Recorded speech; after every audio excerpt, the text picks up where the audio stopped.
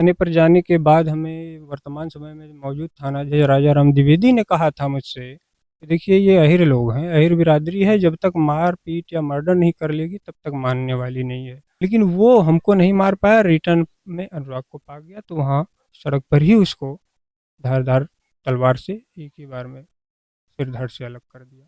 घोर लापरवाही प्रशासनिक तंत्र पुलिस प्रशासन की भी है और उससे बड़ी घोर लापरवाही राजस्व विभाग की भी है। स्वागत है आप सभी का उत्तर प्रदेश समाचार में। आज हम जनपद जौनपुर के अंतर्गत जो है गौरा बादशाहपुर थाना पड़ता है, इसी के अंतर्गत एक गांव आता है कबरुद्दीनपुर में हम उपस्थित हैं। और यहाँ एक जो कहा जाए हत्या चर्चा का विषय बनी हुई है, जो अनुराग यादव करके एक नवयुवक लड़का था जिसकी धारदार हथियार से कहा जाए कि निर्मम हत्या कर दी जाती है। आज हम उसी अनुराग यादव उर्फ छोटू के घर पे उपस्थित हैं और उन्हीं के चचेरे भाई से हम बात करने का प्रयास करेंगे कि ये कैसे मामला हुआ और कैसे क्या ज़मीन का विवाद बताया जा रहा था। पूरा प्रकरण हम उन्हीं से जानने का प्रयास करेंगे। क्या नाम है भैया आपका? राम जस यादव। रामजस यादव। ये अनुराग यादव पे जैसे किस प्रकार से हमला हुआ और किस चीज़ से संबंधित ये पूरा प्रकरण चल रहा था? ये प्रकरण कोई बड़ा प्रकरण नहीं था, उससे कोई संबंधित नहीं था, क्योंकि ये जो हुआ वो सुनियोजित तरीके से हुआ। और ये जो ज़मीन संबंधी विवाद था, जिसने वो विपक्षी रमेश और लाल मोहन वगैरह ज़मीन के लिए मुकदमा दायर किया था, उतनी समस्त ज़मीनें हम लोग उसको दे करके झगड़ा समाप्त करा लिया। ये झगड़ा ख़त्म हो जाए जिसमें प्रधान जी की मौजूदगी में वहाँ पर देखेंगे आप तो बाउंड्री वॉल बन चुकी है, लेकिन वो माना नहीं, बाद में पलट गया।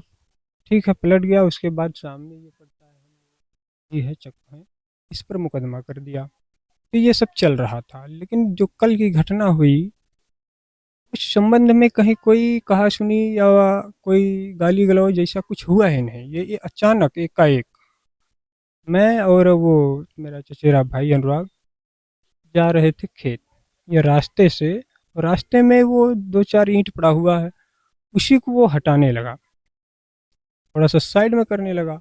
और इसके संबंध में वो रमेश यादव ने वहाँ अपने घर में मौजूद था, वो देखा तो वो मना किया कि वहाँ से ईंट मत हटाओ। हमने अपने ये चचेरे भाई अनुराग को मना किया कि ईंट मत हटाओ, लेकिन ये वहीं रुका रहा और मैं थोड़ा सा आगे बढ़ गया। होता क्या है, ये जाता है अपने घर में दौड़कर, वहाँ से तलवार निकालता है, बाकी जो भी उसके घर के अन्य सदस्य हैं सभी लोगों को लिवा करके, जिस सबके हाथ में धारदार हथियार, ये असलहे और लाठी डंडे थे, वो लेकर दौड़ते हुए आ गया।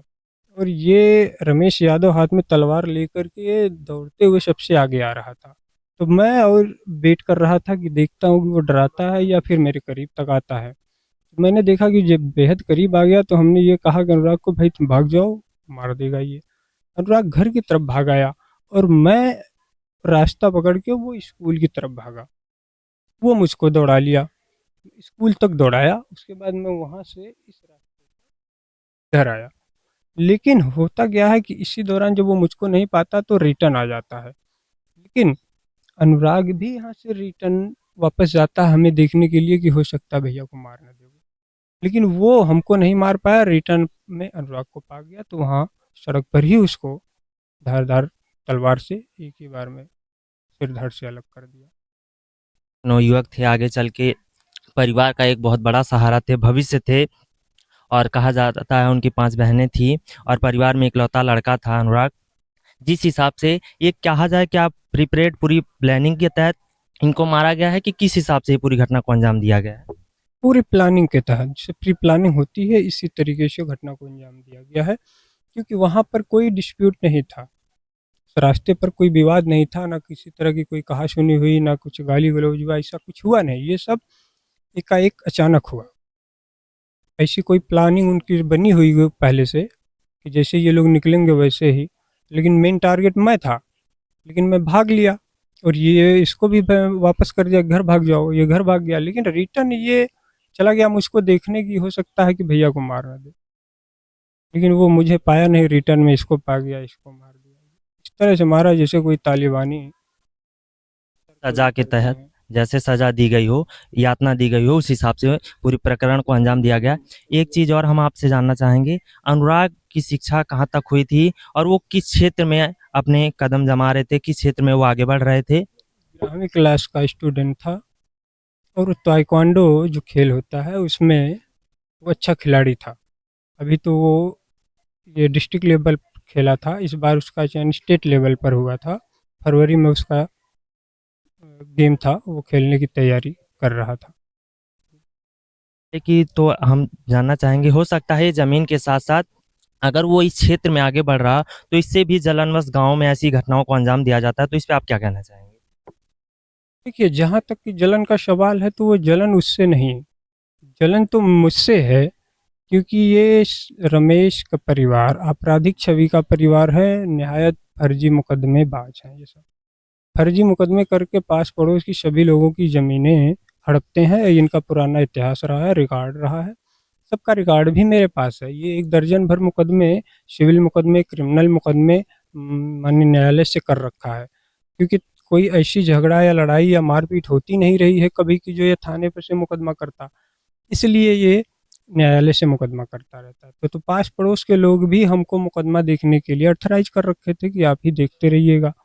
तो इसको इसलिए सबसे ज़्यादा जलन मुझसे होती थी कि ये सभी का मुकदमा देखते हैं, इसलिए हम कामयाब नहीं हो पा रहे हैं, लोगों की ज़मीन पर कब्जा नहीं कर पा रहे हैं। इसीलिए वो टारगेट मुझको बनाया था, लेकिन मैं भाग निकला, इस वजह से मैं बच गया। लेकिन दुर्भाग्य था उस भाई का, कही जाए ये भूमाफिया कहा जा सकता पूरा भूमाफिया का है, भूमाफिया है ये।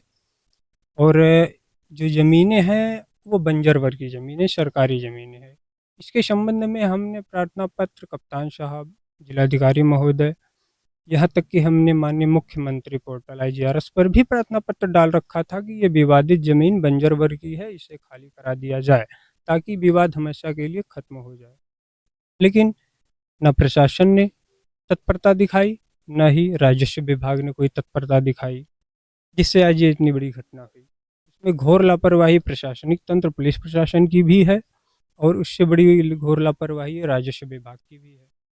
यहाँ तक कि थाने पर जाने के बाद हमें वर्तमान समय में मौजूद थानाध्यक्ष राजा राम द्विवेदी ने कहा था मुझसे कि देखिए ये अहिर लोग हैं, अहिर बिरादरी है, जब तक मार पीट या मर्डर नहीं कर लेगी तब तक मानने वाली नहीं है। तो यहाँ उनका वो इंटेंशन उकसावे वाला रहा कि भाई जब तक मार या मर्डर नहीं हो जाता तब तक कुछ नहीं होता।